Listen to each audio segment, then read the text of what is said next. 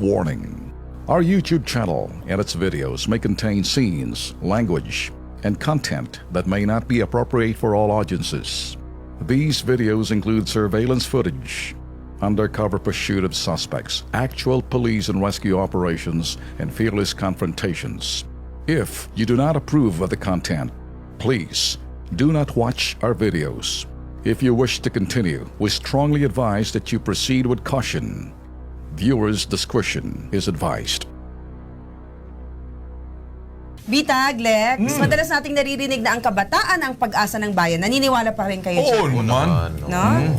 Nakasalalay sa ating youth ang ating future. Pero madalas nating hindi nabibigyan pansin na maraming kabataan ang nasa lansangan. Diba? Kung ganoon po ang sitwasyon, paano na ang kinabukasan nila? Yan po ang sinubukang solusyonan ng grupong He Cares Mission. Ang kanilang adhikain, bigyang pugay po natin dito sa Kilos Pronto.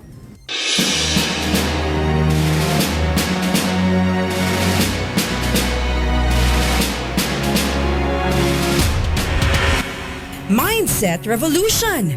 Yan ang sandatang pinanghahawakan ni Joe Dean Sola at ng He Cares Mission sa 2 dekada nilang pakikipaglaban sa kahirapan dito sa ating bansa. At ang kanilang game plan nakatuon sa kabataan. Yan, yung mga kabataan na liligaw ng landas, na impluwensyahan ng akala nila matagpuan sa lansangan yung kinabukasan nila, but they end up into walang direksyon, nadagdagan yung criminality, nadagdagan yung illiteracy. So, yun. So, dinidigma namin na sana matulungan sila at mapansin yung kanilang pangailangan. So, yun ang aming ginagawa. At para matupad ito, una nilang nilalapitan ang mga batang kumakalam ang tiyan.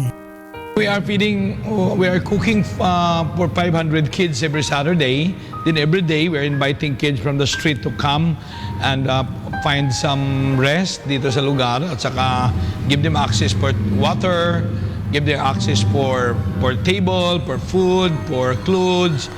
Dito, ipinapamulat at itinuturo sa mga bata ang kahalagahan ng pagbibigay sa kapwa. Sa pamamahagi ng natanggap na biyaya, maibabalik ang pagtitiwala. Pero, hindi nagtatapos sa feeding program ang laban. We try to connect to them and try to help them back. Kung may mga pamilya pa sila, reconcile them to their family. Pag wala, then we attract them to join our sheltering program. At saka we give them access for school. Kung gusto nila magbalik eskwela, we can help them go back to school. Subalit, hindi sa lahat ng pagkakataon, ilyamado sina Joe Dean sa laban. Dati nagre-rent lang kami, dati lagi lang kami pabago-bago ng lugar dahil hindi kami masyadong tinatanggap sa mga community dahil sa daming mga kabataan na sinasama namin. Pero, hindi natinag ang puso at determinasyon nila Joe Dean kasabay ng tulong mula sa mga volunteers. Nakalikom ng sapat na pondo ang grupo para ituloy ang kanilang mga proyekto. Nakapagpatayo na rin sila ng bagong center. So ngayon, malaking pagbabago after a few years dahil mayroon na kaming sariling matawag na amin. Mayroon na kaming mission center. And this is not just a mission center, but this is an orphanage place for the homeless children. Dito, patuloy ang pakikibaka nila sa kahirapan mula sa pagtutok sa kalusugan hanggang sa pagpapalawak ng kaalaman at sa pagbibigay ng disente at maayos na tahanan. Ginagabayan din ng He Cares Mission ang mga bata na makilala at makabalik sa ating Panginoon. Dito sa He Cares Mission, nagkakaroon ng pagbabago sa bawat kabataan na kanilang natutulungan. Mayroon pa talagang pag-asa ang buhay. Abang may hininga, may pag-asa, just let them knock our door. We'll be happy to entertain them.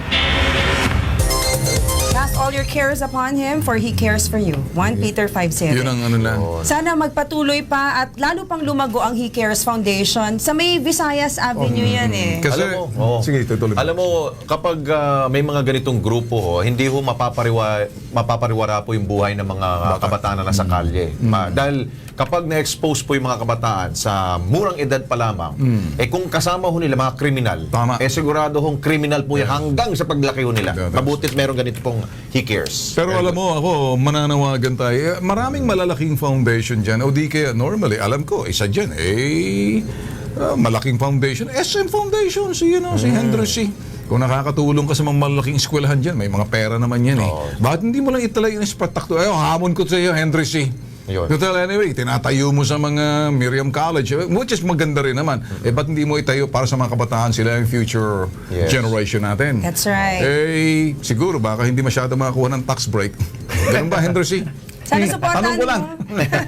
Si Joe Dean Sola, isang pagpupugay po mula sa Kilos Yes. Pronto. Saan ba to? Sa QC lang to, no? Quezon City. Sana man lang yung He Cares mission na yan, palawakin ho natin. Yes. Gawin nating nationwide. Exactly. Oo, dahil hindi naman siguro ang Metro Manila, meron po mga street children. Ang dami ho dyan sa iba pong mga lugar sa mga Pero tayo manawagan, ito'y kung siswertehin man tayo, kasi alam naman namin yung demographics na nanonood sa amin, hindi naman filthy rich, Pero yung mga ibang nagtatrabaho dun sa mga filthy rich, kung kayo'y talagang maraming datong dyan, yung mga ganong klaseng foundation, tinutulungan nyo.